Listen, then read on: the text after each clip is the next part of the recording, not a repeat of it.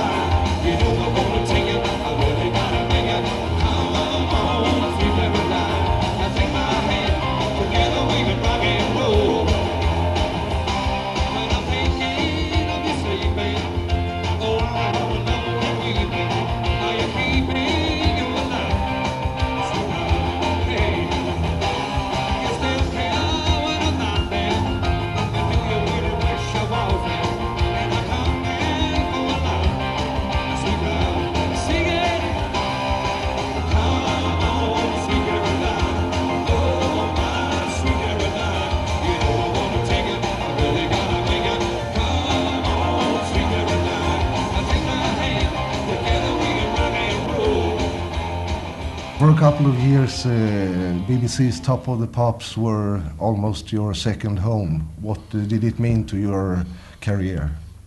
Well, it obviously meant quite a lot. It became quite funny because the BBC were telling us that we could have our own spaces in the car park, you know, because we were there so often. And it furthers your career, of course it does. I mean, really to get your face across really on the television, I suppose. You become recognisable and stuff like that. And of course it boosts the sales of the records. Top of the Pops these days is somehow not what it was years ago. You know, there's bands you see on there one week and you never see them again. You know, they just seem to come and go so quickly. Whereby in the early days it was a constant circle of bands. You know, like us or the Tremolos or the Who or the Rolling Stones were all on Top of the Pops. You know, sort of every week. Now it's just so different now. After all these years, your concerts is still sold out, and you must have seen how the audience have changed during the years. Yes, yeah, we have, markedly actually.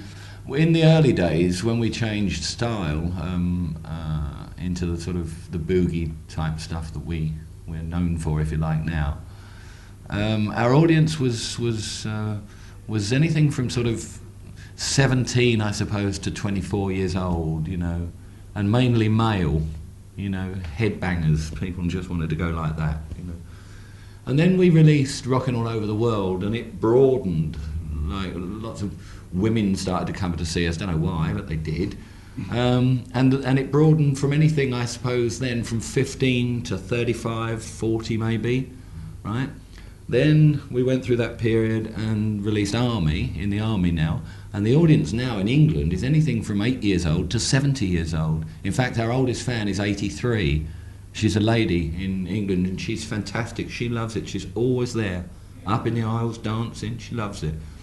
And it's fantastic for us to see, you look down there and you see an 8, 9-year-old kid with his parents, you know, and he's enjoying himself, you know, and you look over there and there's a bloke of 70 years old up, and it's a great feeling to be able to entertain all these people, you know.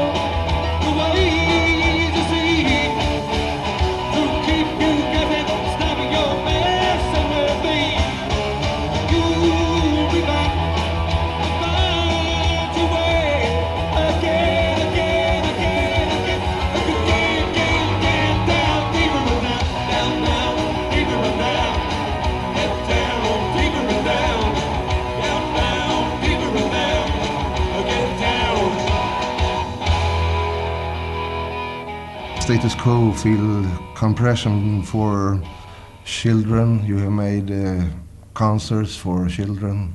How come? Well, I mean, with Live Aid, for instance, it was just such a pleasure to do it. It was an honour to do it, really, and it was a fantastic day. It wasn't necessarily for children. I mean, it was for the third world, and. Rock Till You Drop, 1991. Yeah, Rock Till You Drop, yeah, there's another example. But with Rock Till You Drop, you see, what we were doing was advertising an album called Rock Till You Drop. And rather than put a poster on a wall, we thought we'll do something different to advertise our album, to do the 4 shows, right? £200,000 to children. Yeah, but we didn't want to see to be earning out of advertising our album, you know. So the money goes to kids, yeah. And we built a centre in London, which everybody did. But one thing you have to remember about that, it's not us who are the wonderful people here. It's not us. It's the people that come along. It's the people that give the money. It's the audience. Mm. All we're doing is taking an hour and a half out of our lives, you know, going on stage for an hour and a half. That's all we're doing. The actual money is coming from the people. So it's thanks to them, really. It's their money, not ours. Maybe a sensitive question. During the 80s, there was a lot of drugs in the band. How is the situation today? And what will you tell to young musicians about drug problems playing music? Well, it's a three-part question. First and foremost, yes, there were a lot of drugs around in the late 70s, early 80s. Started off smoking and then got into cocaine and started drinking and had personal tragedies in our lives. And because of drink and drugs, I think the first lineup broke up. And Francis, who's always been my great buddy, I say always, he was, and then we drifted apart because of drugs. Our heads were going in different directions, you know, and completely screwed up. What was the second part of your question? What will you tell to people, young musicians? Well, yeah, I'll follow on from there. And it had to stop because I consider myself lucky to be alive, really, because it was getting very silly. We were spending in the region of £2,000 a week on cocaine and stuff, you know. And to tell a young person, I mean, you take my son, he's 19 now, and he saw me when he was a young boy. I was in a dreadful mess, and I mean, I can tell him, look, you saw what happened to your dad, right? Whatever you do, if you want to be like that, then, you know, go and do it. But you saw the state I was in. It frightened the life out of him. And it was very unfair of me to do that. But is the band absolutely clean today? Oh, yeah, absolutely. I mean, we couldn't go on doing cocaine. I mean, your body won't take it. None of us is getting any younger, you know. And apart from what it was doing to your head, what it's doing to your body as well, it's bad news. But you can't tell a kid not to do it, because the more you tell them not to do it, if they're going to do it, they're going to do it anyway. You tell them not to, they'll go out and they'll do it behind your back to try it. You can tell them all you want, but really and truly, you can only advise them, but if they're going to do it, they're going to do it.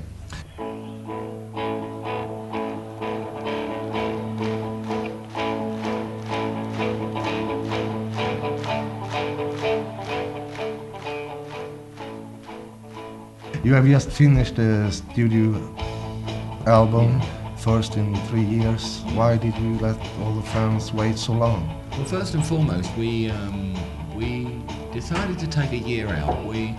This band has been touring constantly, just about, apart from the break in 84, 85. We've toured the last 10 years. We've been basically on tour because we like it, right? We don't need to do it for the money. We enjoy touring. And we decided just to take a year off. Let's have a little break, you know. Everybody went off and started writing songs and, you know, just relaxing for a year. Except me. I went away and I had a creative block, I suppose. I just literally took a year off. I didn't write any songs, I didn't do anything. I just left it alone. Hardly played the guitar for a year.